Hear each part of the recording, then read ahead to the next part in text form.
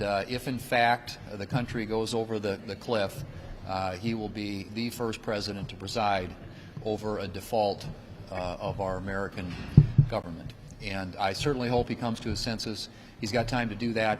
I hope the next couple of days are constructive, and that when they meet again on Friday, there will be a meeting of the minds about how to resolve this crisis in a way not only that deals with the debt limit, but also in a way that deals with the debt and the out-of-control spending that's contributing to it.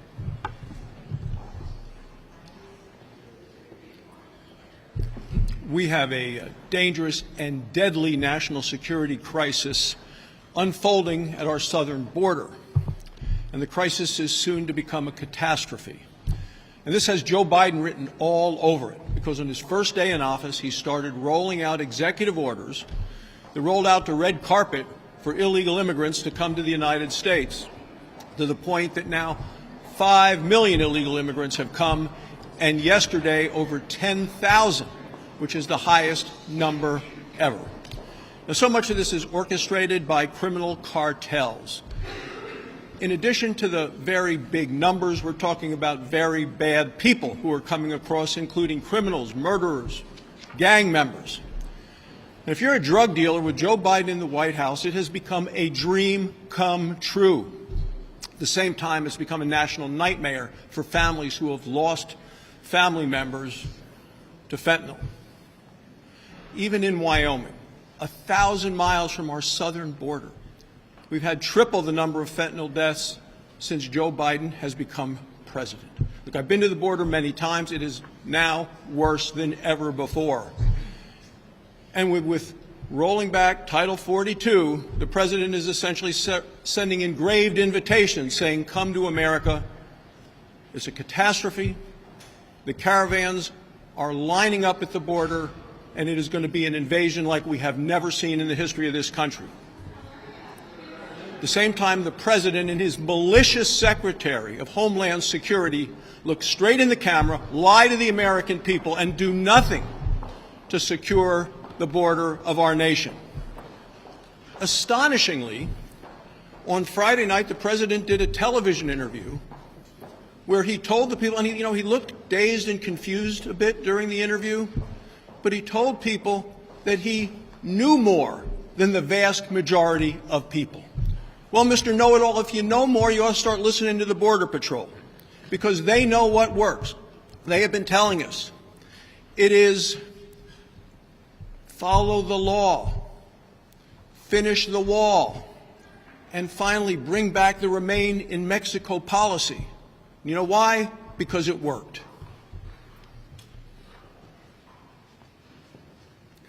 Well, I was home over the weekend, and I was able to get to 9 more of Iowa's wonderful counties. And top of mind for all of our folks back home, just in the conversations and the town halls that I had, was, of course, inflation and Washington's spending. And folks, Iowans are very common sense people, and they know that their wallets are shrinking because of what's happening in Washington, D.C. So again, they look to the nation's capital and they see this reckless spending, and all they feel is the impact to their own pocketbooks. And let me tell you, folks, they are not surprised. I am not surprised. None of us should be surprised when we see today that the cost of food and, of course, home cooling and heating, fuel prices, all of that continues to go up. So what we do know, again, being common sense folks, and so many people said it back home, they're like, President Biden just needs to get to the table. He really does need to negotiate. They pointed out that this is the president that on day one said he was going to be the president that brings the parties together. And yet he refuses to actually negotiate, have those discussions with Speaker McCarthy. So Iowans are pretty smart. Just sit down, work it out, Mr. President. Come on, you can do that. So only in Washington, D.C. do we know and look to the future and think we can pay our bills with IOUs. And Iowans know better. They're not being duped. They need the president to work this out with Kevin McCarthy, and we need to focus on reining in our spending, at the same time easing the pressure on Americans' pocketbooks. So let's get to it, Mr. President. Let's bring the parties together. Well, thank you all for being here. And I would say on the heels of Title 42 going away, that's a human tragedy, human trafficking, and as we see the glut of people, it really pulls at your heartstrings as an American, but just as a human being. It's an unmitigated disaster. But I come from a state that has unfortunately been very touched by the influx of drugs on the southern border, and particularly the fentanyl issue. As several have already mentioned, just recently there was a CDC report that came out that said deaths in this country from fentanyl have gone up 279%. You all probably know friends and neighbors, people that you've known, acquaintances who've lost a child, a family member to this to an overdose of fentanyl. I certainly can put myself in that category. And what do we see? We see over 10,000 people coming across the border. What's our Border Patrol going to do? They have to meet the challenge of stopping the human immigration into the country, and it takes their eye off the ball of the drugs that are coming through. We know they're coming through Mexico as the ingredients for fentanyl are coming in from China into Mexico and then up into our country, then formed into pills, very deceitful to those folks that are in addiction. They don't know what they're taking a lot of times, and it has tragic outcomes at the same time. So as this is going on, we have a new phenomenon. It's called tranq. It's xylazine. They're mixing xylazine with fentanyl, and it's presenting just a deadly combination and killing people. So if for no other reason, which I can think of about 10,000 yesterday, for no other reason to get a hold of the border crisis and to make sure that the president is facing this, to stop this illicit drug trafficking that's killing Americans everywhere in this country.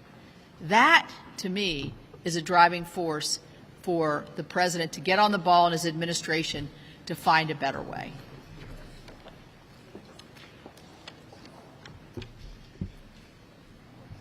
If Secretary Yellen's correct with her forecast, we're 3 weeks away from today from facing a potential default on the American credit.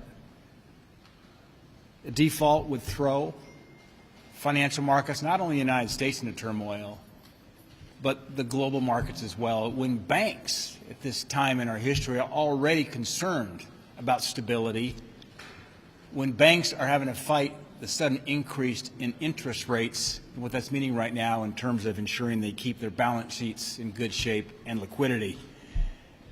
So where are we at this moment in history? I'm proud of Speaker McCarthy, who didn't take a look at this looming crisis and say we're going to wait until we get up to the edge of the cliff and do nothing. He pulled Republicans together in the House and passed a responsible bill that lifts the debt ceiling in exchange for some spending restraints and reforms to the way the government spends money. 65% of the American people in a Harvard-Harris poll are on the side of that principle. You can't raise the debt ceiling without having some sort of responsible spending and budget reforms put in place. The President and the Democrats are in the minority as it relates to the public opinion in this country. He's playing a very, very dangerous game. And the fact that he literally shut Kevin McCarthy out for 90 days, kind of hoping he may back Washington, D.C. into a crisis and perhaps get his way, is irresponsible. It's reckless. The adult in the room has been Speaker McCarthy and the House Republicans. It's childish to not negotiate. It's irresponsible not to negotiate. Failure to do so could push the United States and the global markets into a place we've never been before and hope to never go. Leader Powell. Yeah, Chad. Thank you. Help me understand something. The CRS says that there was a default during the War of 1812. Depending on who you talk to, there were defaults in the 1970s here. You say this has never happened before, but explain in detail why you're so convinced that they would not fault. Now, what do you know, or is this just a feel thing based on, for the most part, history? Well, the history of this issue is that the negotiating partners understand default is not an option. And that's why we always ultimately settle on some agreement.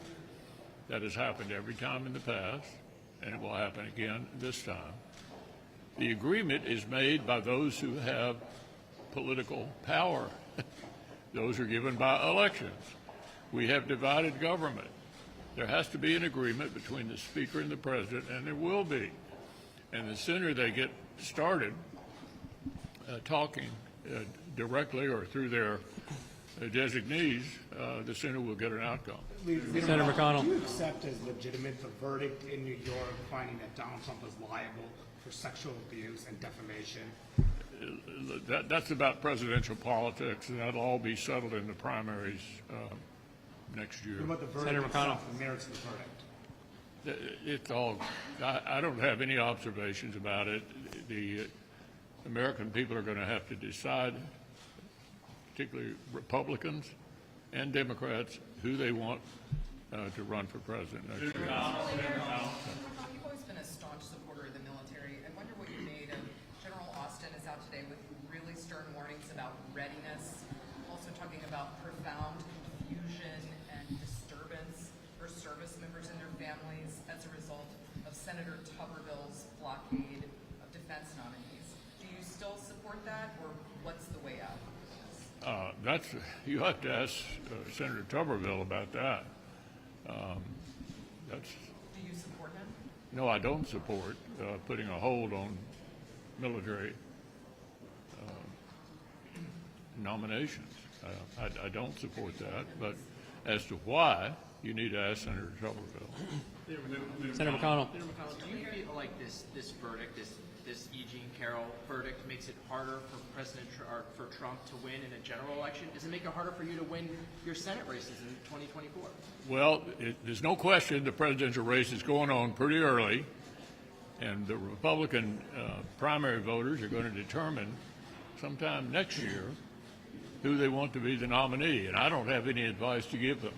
Senator McConnell. Will you support him?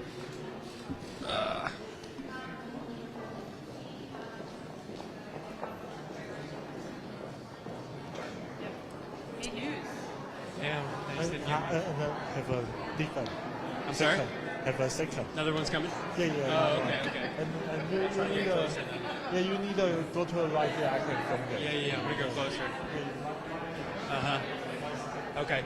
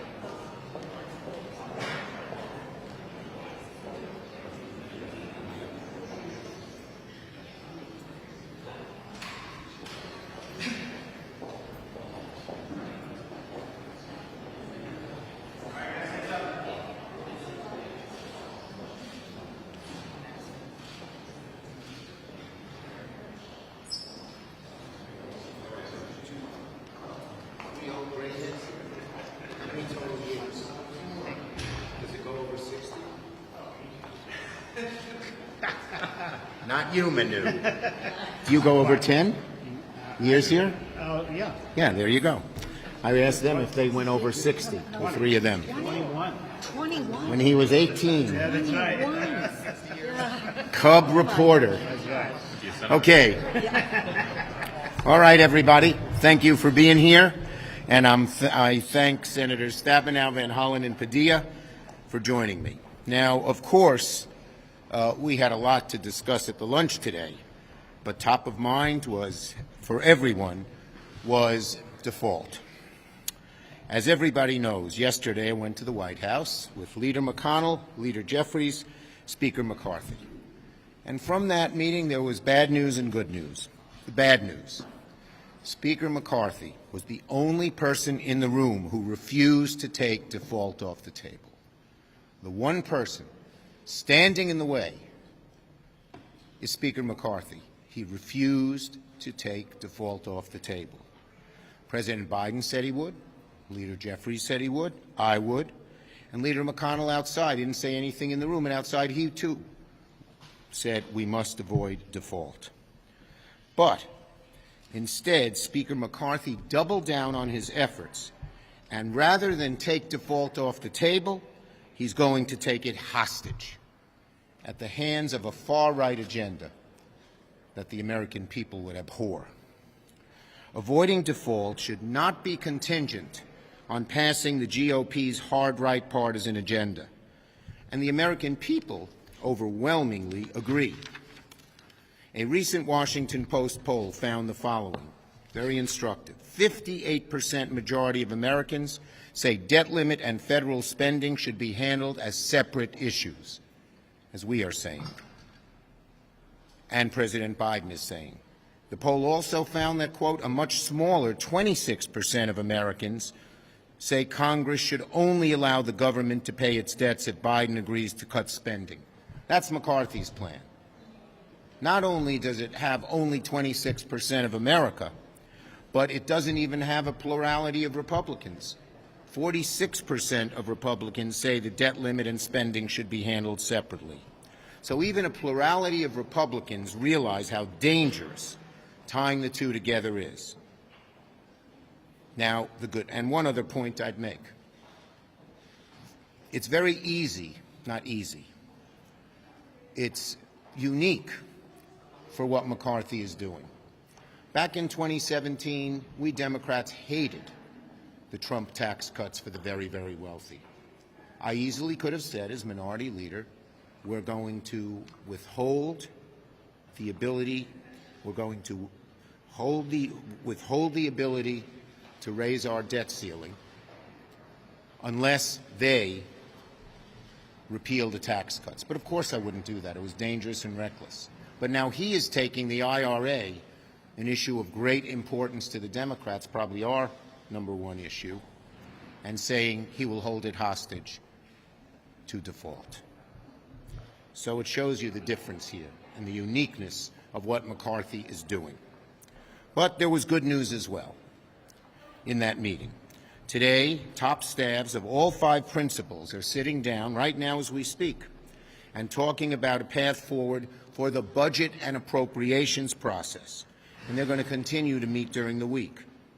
Speaker McCarthy will have plenty to say over the budget and the appropriations process. He wants to make cuts. That's the place to discuss it. That's the place we've always discussed it. We want to close loopholes and make sure the wealthy pay their fair share. Again, it's the budget appropriations process that's the place to be. And so the bottom line is very simple, and that is that McCarthy can certainly have his say, and his caucus can have the say, on spending cuts, but not holding it hostage to default. Not holding it hostage to default, but rather in the budget and appropriations process. Okay? So if Speaker McCarthy would simply commit to taking default off the table, we're happy to engage in a separate conversation with Republicans on the budget. In the meantime, I urge the Speaker and my Republican colleagues to come to their senses about avoiding default. Time is of the essence, and there's nothing stopping us from coming together in a bipartisan way, as we regularly have, to assure America can pay its bills. Senator Steffen. Well, good afternoon, and I think it's important to say one more time that there's only one of the 4 leaders in Congress who will not take default off the table. Only one person, Speaker McCarthy. And he's choosing economic chaos in a very real way, economic chaos for our country over what's best for the American people. A default, as opposed to a government shutdown, a default affects every kind of spending that the federal government does, from Social Security and Medicare and Medicaid, defense, SNAP, and every farm support program. So I want to speak for a moment as chair of the Agriculture, Nutrition, and Forestry Committee. Well, we are working very hard to get another bipartisan 5-year farm bill, even in the midst of all of this chaos that's been going on. But it's very clear that a Republican default on America would be an unprecedented disaster for rural America and for our agriculture economy. Interest rates on all forms of credit would rise. Most farmers rely on access to credit to finance their operations, while commodity prices would fall dramatically. USDA would likely be unable to issue key direct loans and loan guarantees. Federal crop insurance would be heavily impacted, in addition to the important food assistance programs for our seniors, for our children, for our families. They would be cut as well, and they already only provide $6 a day per person to avoid starvation in our country. In short, when we look at all of this, a default would be a disaster for farmers and families across the country. But this doesn't have to happen. It's in Speaker McCarthy's hands right now. Right now. It's up to him. Is he going to step up and lead and make sure America pays its bills and that we keep our commitments? Or is he going to bend to the most extreme elements in the Republican Party who seem very much to want chaos for our economy? Speaker McCarthy, don't let America default. So it's a pleasure to join with Leader Schumer and Senator Stabenow, Senator Padilla, to emphasize what has to happen right now in order to protect our country and protect the economy. And that is that Speaker McCarthy needs to take his finger off the default detonator, because if he pushes that default detonator, it will have devastating consequences. You will have an economic meltdown. It's economic Armageddon. You'll wipe out millions of jobs. You'll wipe out people's retirement savings. You will also see a huge increase in interest rates. So Speaker McCarthy needs to defuse that bomb and make sure that we then proceed with the discussion on the budget on the separate track. And let me just say a few words about that. I serve on the Budget Committee. I serve on the Appropriations Committee. President Biden and all of us have been very clear from the beginning that we're more than happy to sit down and discuss budget issues and appropriation issues in that forum, just not under the threat of blowing up our economy. President Biden has submitted a budget. It's $3 trillion in deficit reduction over 10 years. And we know that this is not about deficit reduction from our Republican colleagues, because they're not willing to consider 1 penny of increase in taxes on very rich people in order to reduce the deficit. They say they care about the deficit, but they're not asking billionaires to contribute 1 penny more. They say they care about the deficit. They're not willing to ask big corporations to pay 1 penny more. So no one should believe that Republicans actually care about reducing the deficit. What we need to do, as President Biden has said, is go talk about how we're going to address the budget, and we're more than happy to consider some of their proposals and cuts in that context. and they need to consider some of our proposals in that context. I will point out that President Biden does have cuts in his budget. He asks the pharmaceutical companies to contribute more. He's going to cut the amount that we pay to Big Pharma for prescription drugs. So he has proposed cuts as part of his budget. But let's take that conversation, that discussion to its appropriate place, and Speaker McCarthy, take your finger off the default detonator. That's our message, and we hope that reason will prevail in his caucus. Now let me turn it over to Senator Padilla. Thank you, Leader Schumer, Senators Stabenow, Van Hollen. Thank you all for being here this afternoon. Well, I'm absolutely frustrated that House Republicans are holding the American people hostage once again. Can't exactly say that I'm surprised. See, time and again, extreme MAGA Republicans have attacked our democracy. They've attacked our constitutional rights, and now they're threatening America's economy. So yes, today we're saying that default cannot, should not be on the negotiating table. And forcing the country to default for the first time in our nation's history shouldn't even be part of the conversation.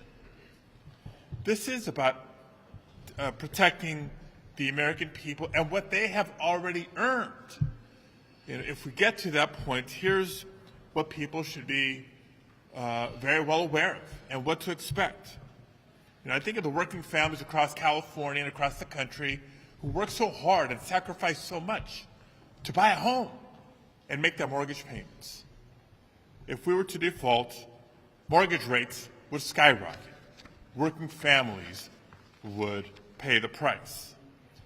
I think of veterans who served our country in uniform and were willing to pay the ultimate sacrifice, but who would have their veterans' benefits interrupted if we go into default.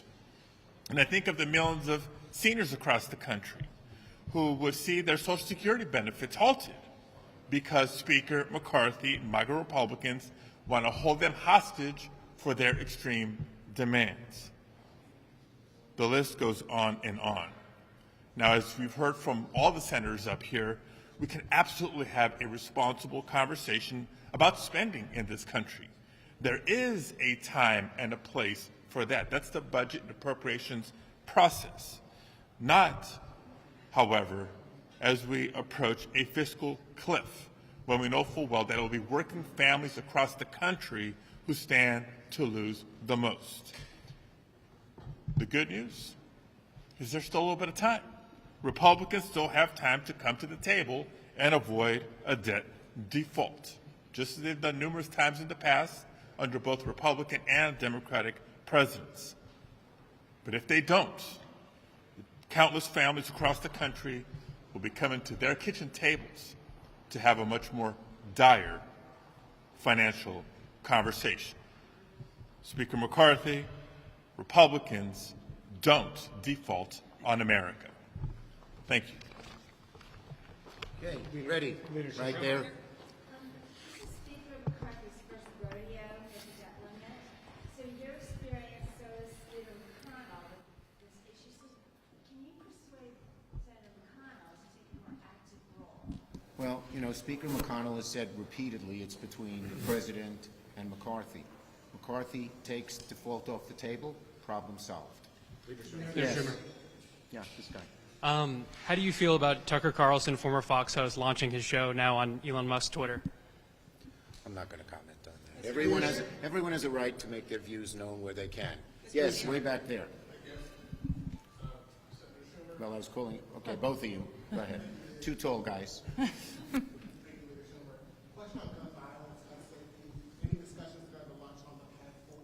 Yes.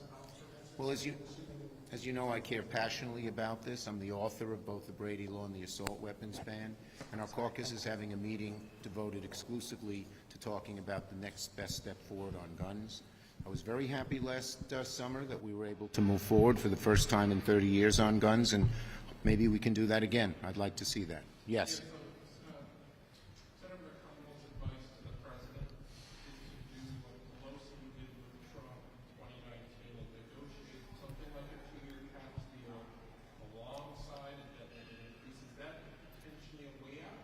Look, the bottom line is very simple. McConnell has said it should be between McCarthy and the president.